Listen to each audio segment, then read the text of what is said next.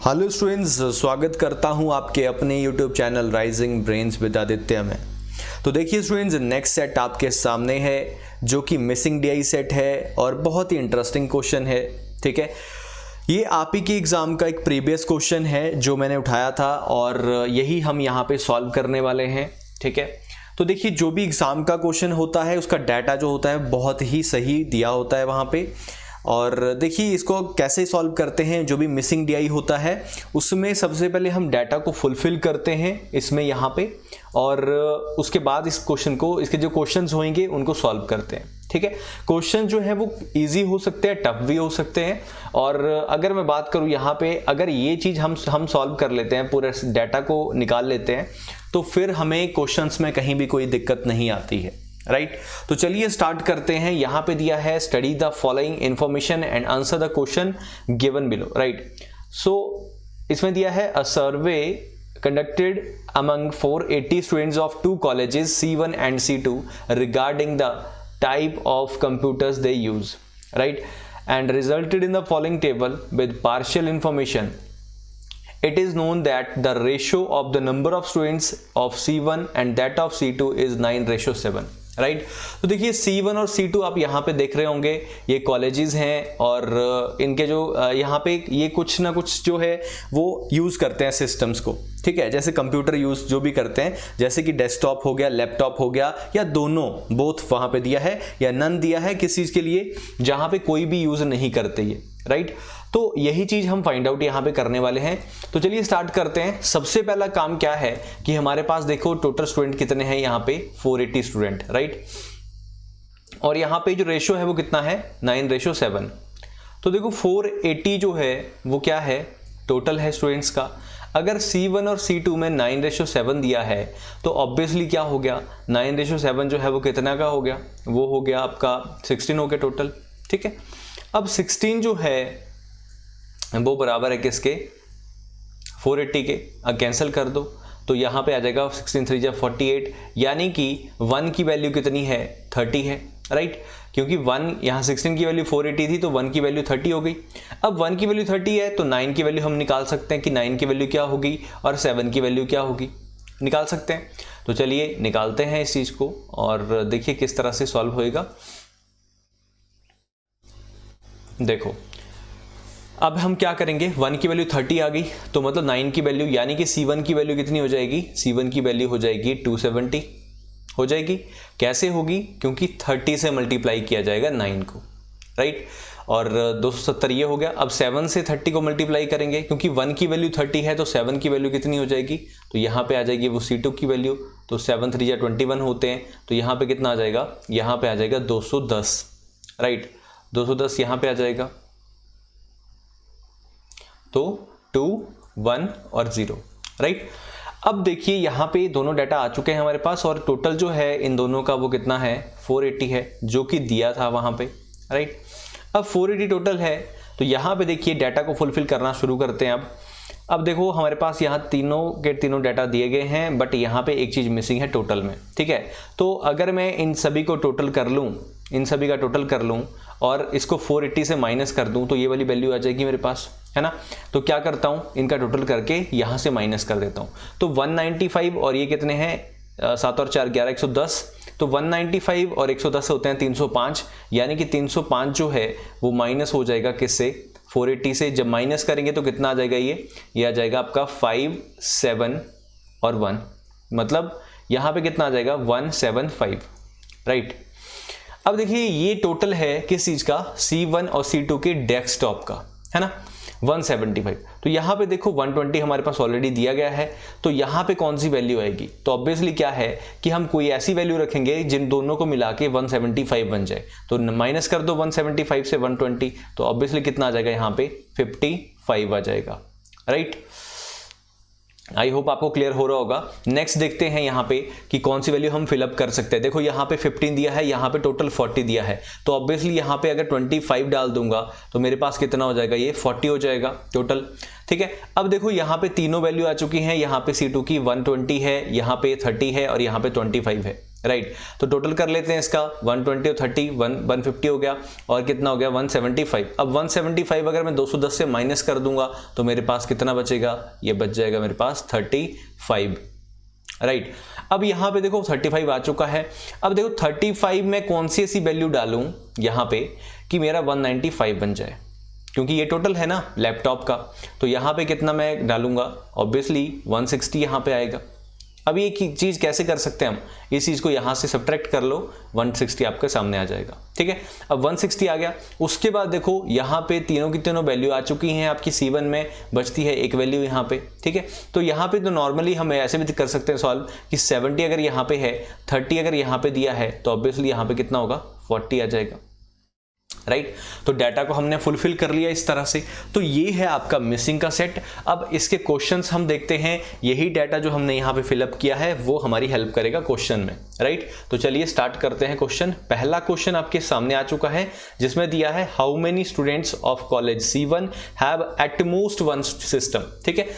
तो देखिए मैं यहाँ पे एक चीज़ क्लैरिफाई कर देता हूँ कि जिस स्टूडेंट को भी ये डाउट है कि एटमोस्ट और एटलीस्ट में, तो एटलीस्ट का मतलब होता है कम से कम, ठीक है। अगर यहाँ पे लिखा होता एटलीस्ट वन सिस्टम तो इसका मतलब होता कम से कम एक होना चाहिए, उसके ऊपर की कोई लिमिट नहीं है, ठीक है। और एटमोस्ट वन सिस्टम का मतलब क्या है कि ज्यादा से ज्यादा, यानी कि अपर लिमिट जो है वो वन सिस्टम की है, नीचे यानी कि वो 0 भी हो सकता है, ठीक है।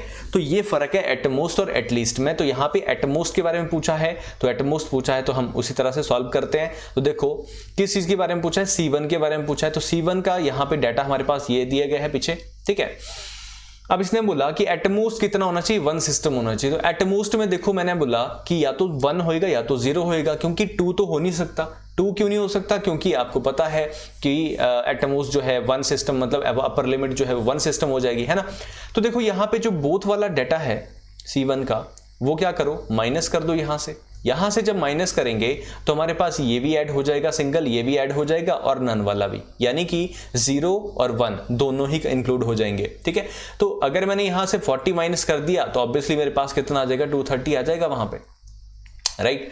तो 230 जो है वो आपका यहाँ पे क्लियर आंसर हो जाएगा, C ऑप्शन, ठीक है।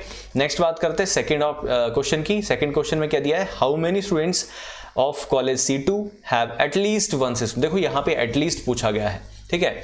तो एटलीस्ट के लिए क्या करना पड़ेगा हमें, एटलीस्ट के लिए हमें कम से कम एक सिस्टम वहां पे चाहिए, ठीक है। तो एटलीस्ट के लिए देखो एक तो ये भी आ जाएगा, एक तो ये भी आ जाएगा, और देखो ये भी आ जाएगा बोथ वाला, बट नन वाला नहीं आ सकता यहाँ पे। क्यों नहीं आ सकता, क्योंकि नन का मतलब हो गया कि कोई भी नहीं होगा। तो एटलीस्ट का मतलब होता है कि कम से कम एक, है ना। वहां पे 1 लिखा है ना, एटलीस्ट 1, तो मतलब यानी कि कम से कम एक होना चाहिए। तो क्या करो, अब यहाँ पे 25 आप माइनस कर दो। जब 25 यहाँ पे माइनस कर दोगे आप 210 से, तो हमारे पास कितना आ जाएगा, 185 जो है वो वहां पे आ जाएगा। आई होप आपको क्लियर हो चुका होगा। तो यहाँ पे आ जाएगा A option is correct, clear. Next बात करते हैं थर्ड क्वेश्चन की। थर्ड क्वेश्चन में दिया गया है students using desktop in college C2 is how much % less than the students using laptop in college C1, ठीक है। तो देखिए डेस्कटॉप जो है C2 में वो कितना है डाटा, डेस्कटॉप की बात करिए, यहाँ लिखा हुआ है 120 है, और बोला कितना प्रतिशत लेस है, ठीक है, किससे, लैपटॉप C1 वाले से, ठीक है। तो देख लेते हैं यहाँ पे डाटा, ये देखो यहाँ पे लैपटॉप C1 में 160 है, यहाँ पे 120 है, दोनों का डिफरेंस निकाल लो, कितना हो गया, 40 इज द डिफरेंस, 40 डिफरेंस आ गया यहाँ पे, ठीक है। 40 डिफरेंस आ गया तो उसके बाद देखो अपॉन में क्या आ जाएगा, 160 आ जाएगा। क्यों, क्योंकि कहाँ से लेस है वो यहाँ वाले से लेस है, C1 वाले से। तो C1 में यहाँ पे कितना था, 160 था ना डाटा वहाँ पे, ठीक है। तो यहाँ पे इससे लेस है तो इसको हम डिवाइड कर देंगे नीचे, इनटू क्या हो जाएगा, 100 हो जाएगा। क्यों, क्योंकि परसेंट पूछा है वहाँ पे, राइट। अब इस चीज़ को आप सॉल्व कर सकते हैं, यहाँ से 0 कैंसिल कर दिया मैंने, और यहाँ पे 4 4 जा 16, और यहाँ पे आप देख सकते हो 25, राइट। तो यहाँ पे आंसर आ जाएगा option number C is correct. Next बात करते हैं फोर्थ क्वेश्चन की।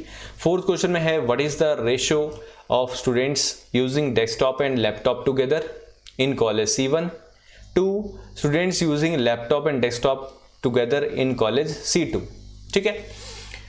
अब यहाँ पे जो डाटा है वो है 55, ठीक है, और यहाँ पे डेटा था 160, राइट, और यहाँ पे डेटा था 35, ठीक है।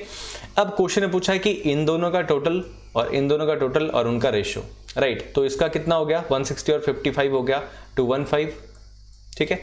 और ध्यान रहे जैसे पूछा है रिस्पेक्टिव ऑर्डर में वैसे ही आपको सॉल्व करना होता है, अदरवाइज आपका क्वेश्चन गलत हो सकता है, क्योंकि क्या होता है कई बार ऑप्शन में इस चीज़ को इधर और इस चीज़ को इधर भी लिखा होता है, राइट, तो वो चीज़ का थोड़ा ध्यान रखना है। चलो सॉल्व करते हैं, कितना हो जाएगा ये, 5 4 जा 20 एंड 5 3 जा 15, यहाँ पे 5 3 जा 15 और 5 1 जा 5, तो यहाँ पे आंसर कितना आ जाएगा 43 और 31, राइट, तो D option is correct here. Next question है 5th क्वेश्चन, जिसमें कि दिया है students using both desktop and laptop in college C2, ठीक है, तो C2 में ये था आपका 30, बोथ बोला है ना, तो बोथ का मतलब ये मत समझ लेना कि इसका और इसका मिला के, ठीक है, इसके लिए बोला होगा तो जो आपने लास्ट क्वेश्चन किया 4th में जैसे वर्डिंग लिखी हुई है डेस्कटॉप एंड लैपटॉप टुगेदर, ठीक है, तो वो चीज़ अलग है, और यहाँ पे बोथ लिखा है तो बोथ का मतलब है इस डेटा के लिए बात कर रहा है ये, ठीक है। तो यहाँ पे बोल रहा है कि C2 का जो है डेस्कटॉप और लैपटॉप बोथ, तो वो है 30, is how much % more than that of students using none of the desktop and laptop in C2, ठीक है, तो C2 में नन वाला डाटा जो था वो यहाँ पे कितना आ जाएगा 25 दिख रहा है यहाँ पे सामने, तो 25 ये है, ये कितना है आपका 30 है, डिफरेंस निकाल लो कितना है डिफरेंस, 5 डिफरेंस है यहाँ पे, है ना। अब पूछा है कि ये जो C2 वाला डाटा है बोथ वाला, ये कितना ज़्यादा है इससे, ज़्यादा कहाँ से है, जहाँ से ज़्यादा या कम हो उसको हम हमेशा नीचे लिखते हैं, मैंने आपको पहले भी बताया है इस चीज़ के बारे में। इनटू क्या हो जाएगा 100 की 0 में यहाँ पे लगा देता हूँ, राइट, एंड 25 2 जा और 0 का 0 साथ में, तो यानी कि यहाँ पे क्या आ जाएगा 20% is the correct answer, option number B is correct. तो आई होप आपको क्लियर हो चुका होगा किस तरह से हमने इस चीज़ को सॉल्व किया, बहुत ही अच्छा था ये और इजी भी था, ठीक है, क्योंकि मैंने आपको बताया था कि मैं बेसिक से स्टार्ट कर रहा हूँ, तो देखो सारी चीज़ें मैं बेसिक लेके चल रहा हूँ और बहुत ईजिली मैं आपको ये चीज़ें बता रहा हूँ। और ये चीज़ें देखो प्रीलिम में भी आपके सामने आ सकती हैं, प्रीलिम एग्ज़ाम जैसे बैंक PO का एग्ज़ाम होता है, क्लैरिकल का एग्ज़ाम होता है, और मेंस में जो होता है वो काफ़ी कैलकुलेटिव डाटा होता है, वो हम डिस्कस करेंगे धीरे धीरे, ठीक है। तो चलिए आज के लिए इतना ही करते हैं, और अगर आपको कोई भी डाउट हो यहाँ पे तो आप मेरे को कमेंट सेक्शन में पूछ सकते हैं, ठीक है, और बताएं कि कैसा आपको लगा ये क्वेश्चन, राइट। चलिए आज के लिए इतना करते हैं, thank you so much, have a nice day.